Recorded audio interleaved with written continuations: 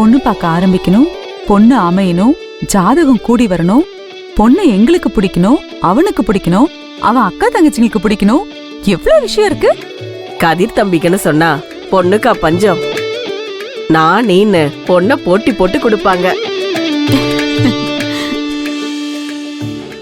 எதுக்குமா பொண்ணுக்கு வெளியில போகணும்? இதோ வீட்டோடயே நர்மதா இருக்காங்களே.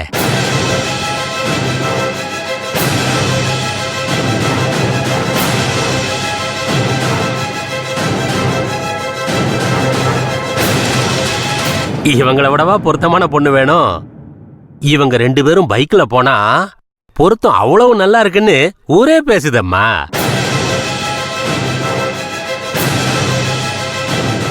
இவங்க 2 பேருக்குமே பேசி முடிவு பண்ணிடலாமே.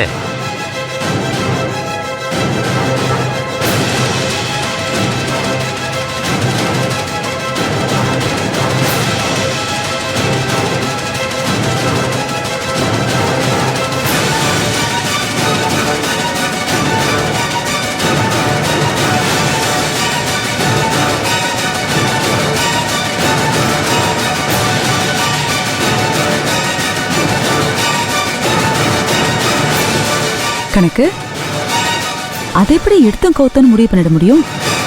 என் புள்ள கல்யாண விஷயம் இல்ல.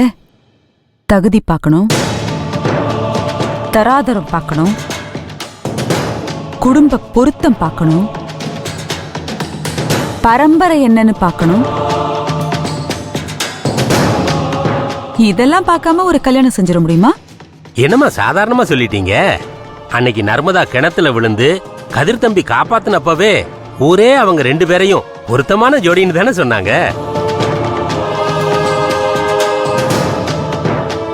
அதனாலதான் கதிர் தம்பி கையால காப்பாத்தின யோகமே வந்துருச்சுன்னு சொன்னாங்க.